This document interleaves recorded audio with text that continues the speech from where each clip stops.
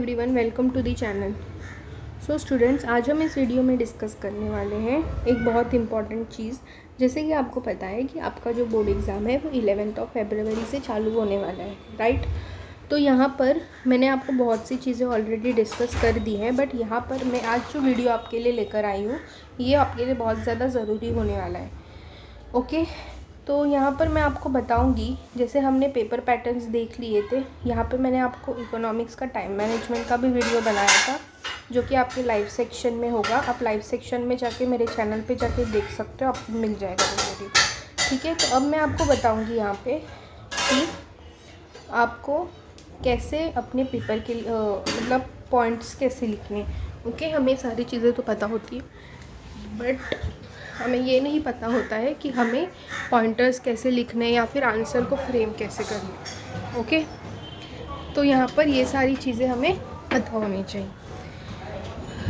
So let's start with our video. अगर आप लोग चैनल पे नए होंगे डियर स्टूडेंट्स, तो प्लीज़ आप लोग चैनल को सब्सक्राइब कर दीजिए, क्योंकि आपको पता है कि हमारे चैनल पे आपको रेगुलर बेसिस पे ऐसी ही इम्पॉर्टेंट वीडियोज़ मिलती रहती है। ओके, तो यहाँ पे मैं बहुत सारी चीज़ें बताऊँगी, आपके इम्पॉर्टेंट चैप्टर्स भी बता दूँगी जैसे जैसे वीडियो आगे बढ़ेगा वैसे वैसे। ठीक है, तो प्लीज़ बने रहिए वीडियो पे। ओके, तो यहाँ पर आपको, जैसे मैंने पहले भी डिस्कस किया था, कि आपका जो क्वेश्चन नंबर 1 होगा उसके अंदर से आपको इन 8 में से कोई भी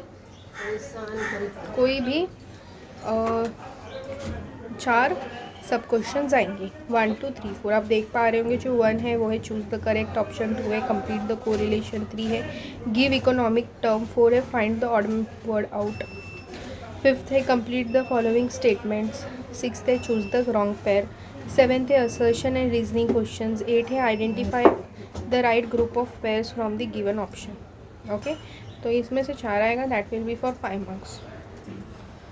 तो यहाँ पर आपको ये सब क्वेश्चन 20 मार्क्स के लिए आने वाले हैं। अगर मैं आपको टाइम मैनेजमेंट भी साथ में बता दूँ, ऑब्जेक्टिव्स को हमें 20 मार्क्स के लिए 20 मिनट्स देने हैं डियर स्टूडेंट्स। ठीक है, एक एक क्वेश्चन को 5-5 मिनट दोगे तो भी 20 मिनट्स ऑटोमेटिकली आपके कंप्लीट हो जाएंगे। तो आपको इसमें स्ट्रेस आउट नहीं करना है। अगर आपने अच्छे से प्रिपरेशन की होगी तो आपके लिए ऑब्जेक्टिव सॉल्व करना बिल्कुल भी मुश्किल नहीं होगा। ऑब्जेक्टिव्स के लिए इंपॉर्टेंस मैं नहीं दूंगी, because objectives can be asked from any of the chapters. तो इसीलिए आपको कोई बोले भी कि ऑब्जेक्टिव इस चैप्टर से करो तो वो सही नहीं है। ओके, आपको ऑब्जेक्टिव्स तो सारे चैप्टर से करना ही पड़ेगा। ठीक है, बाकी क्वेश्चंस में हम बता भी सकते हैं कि यहाँ से आएगा यहाँ से आएगा, बट जब हम बात ऑब्जेक्टिव की करते हैं तो जो 10th वाला चैप्टर मैंने आपको स्किप करने बोला है वो भी आपके ऑब्जेक्टिव्स क्वेश्चंस के लिए इंपॉर्टेंट हो जाते हैं। तो आपको ये चीज़ ध्यान में रखना है कि ऑब्जेक्टिव्स के लिए आपको सारे चैप्टर्स करने। ओके, तो आप एक दिन निकाल के ऑब्जेक्टिव्स पूरा रिवाइज कर लीजिए। आई होप आपका प्रिपरेशंस अच्छा चल रहा होगा।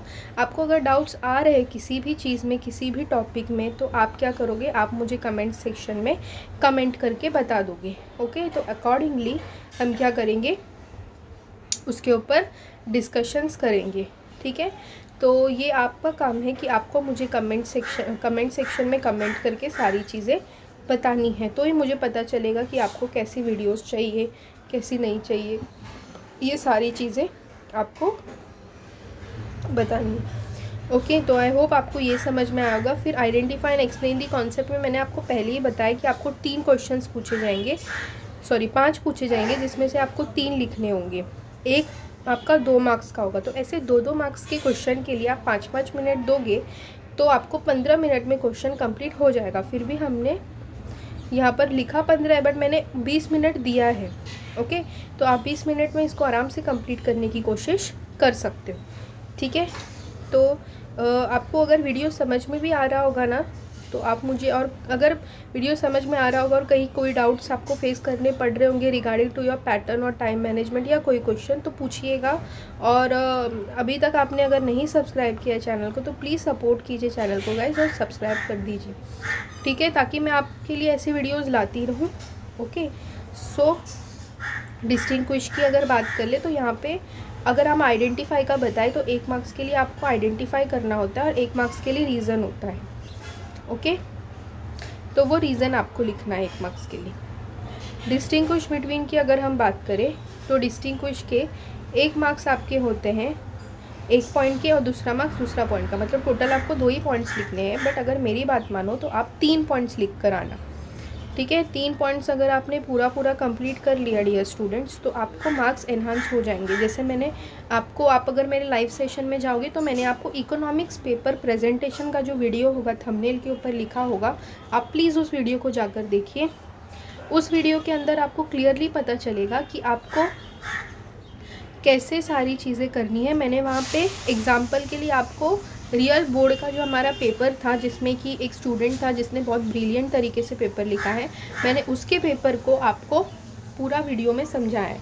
तो आप लोग जाकर चैनल पे देख सकते हो। अगर आपको चाहिए तो मैं डिस्क्रिप्शन बॉक्स में उसका लिंक डालती हूँ, आप प्लीज़ जाकर वो देखिए। वो आप सभी लोगों के लिए बहुत इंपॉर्टेंट होगा, ठीक है। तो वहाँ पे से आप जब देखोगे तो आपको आइडिया मिलेगा कि आपको कौन से क्वेश्चंस कैसे और कैसे लिखने हैं, ठीक है। तो वो बहुत ज़्यादा ज़रूरी है। तो यहाँ पे हमने डिस्टिंग्विश के लिए भी 15 मार्क्स दिए, क्योंकि वो एज इट इज़ आइडेंटिटी जैसा होता है। आप अपने हिसाब से 20 तक भी मिनट्स दे सकते हो, 15 से 20 मिनट भी दे सकते हो, नो इश्यूज़।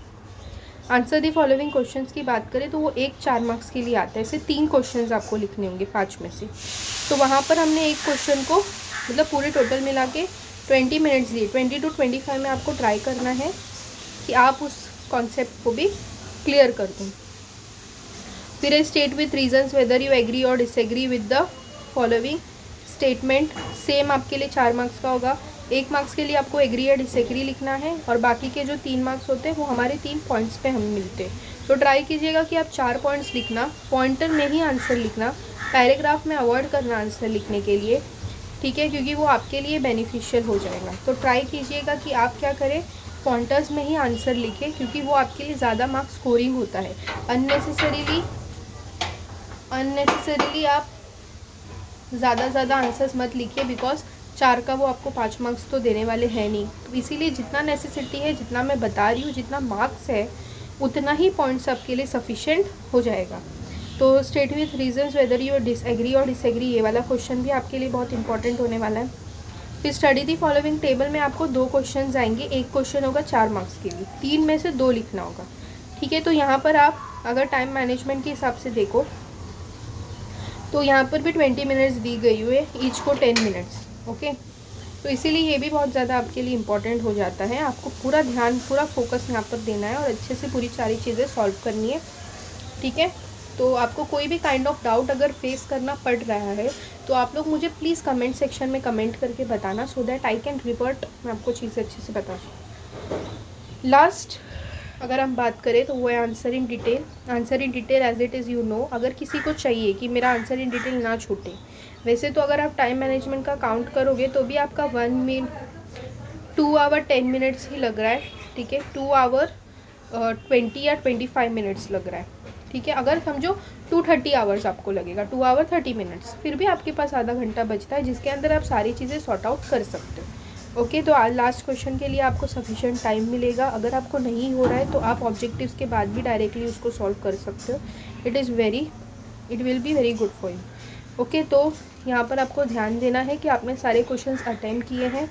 उसके साथ साथ अगर आपने टाइम मैनेजमेंट, जैसे मैंने यहाँ पे पूरा टाइम मैनेजमेंट बनाया है, एक पूरा पर्टिकुलर वीडियो उस पर बनाया है मैंने, टाइम मैनेजमेंट अगर आपने पूरे अच्छे से फॉलो किया गाइस, तो यहाँ पर स्टूडेंट्स आपके लिए बहुत इजी हो जाएगा आपका पेपर कंप्लीट करने के लिए भी, और साथ ही साथ आपके पास एक्सेस टाइम बचेगा जिसमें आप अपने क्वेश्चन आपने लिखा है या नहीं प्रॉपरली, क्वेश्चन नंबर सारा प्रेजेंटेशन किया है या नहीं, उसके लिए भी आपको टाइम मिलेगा। तो आपके लिए नेसेसिटी है कि आप यही अकॉर्डिंगली पैटर्न में प्रैक्टिस कीजिए, राइटिंग प्रैक्टिस कीजिए, जिससे आपका जो पेपर है वो टाइम पे कंप्लीट हो जाए, वो बहुत ज़्यादा ज़रूरी है, ठीक है।